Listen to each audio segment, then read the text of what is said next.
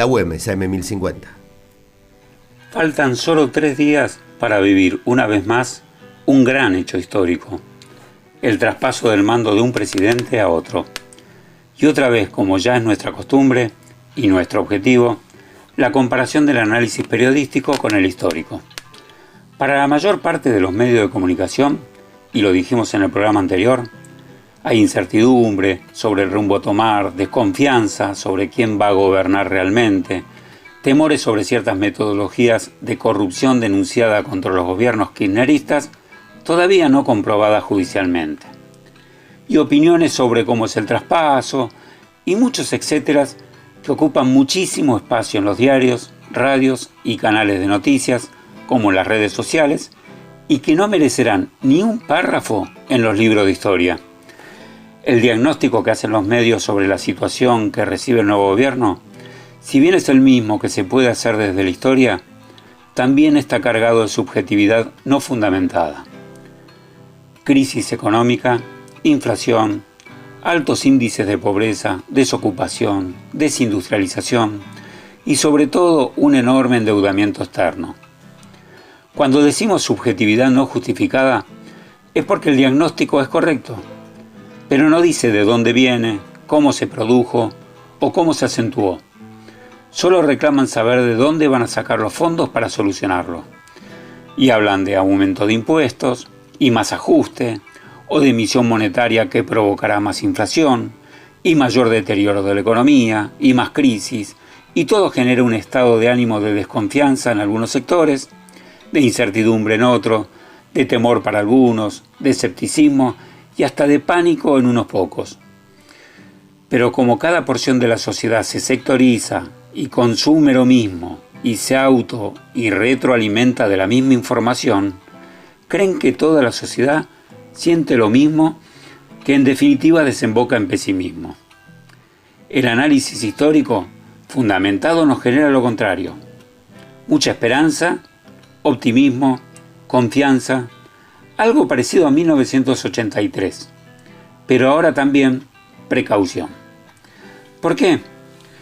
Porque el futuro gobierno hace rato que dijo cuáles son las líneas generales del plan económico, y son medidas que históricamente funcionaron, y funcionaron en todo el mundo desde la primera etapa de la revolución industrial hace más de 200 años.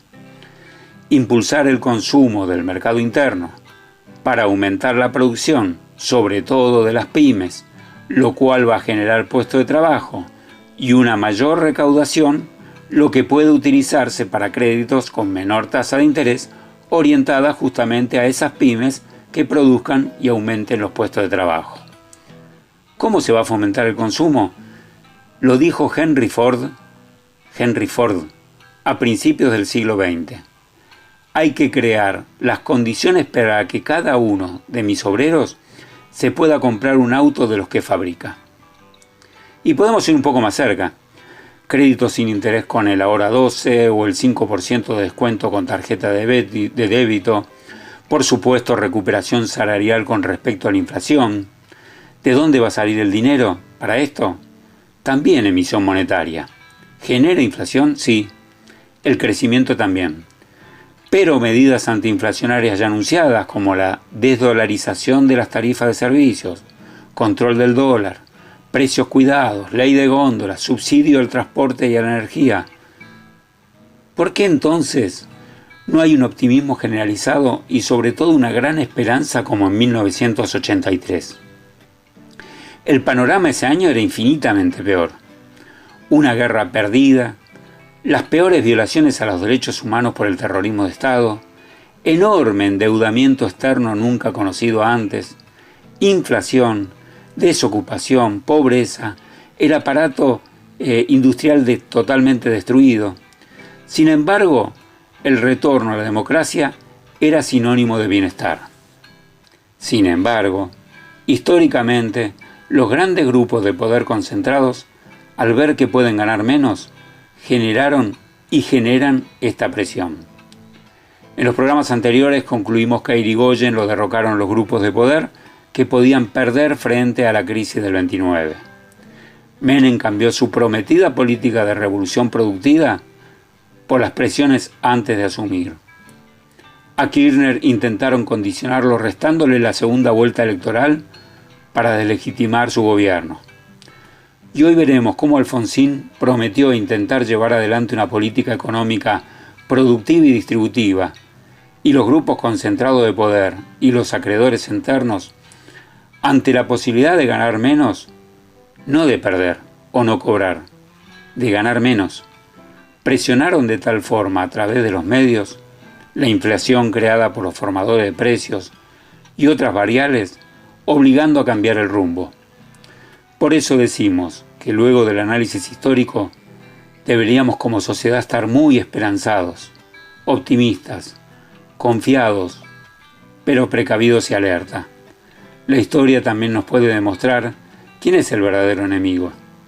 Aunque muchos medios nos quieren hacer creer que el enemigo es el 40% o el 48%.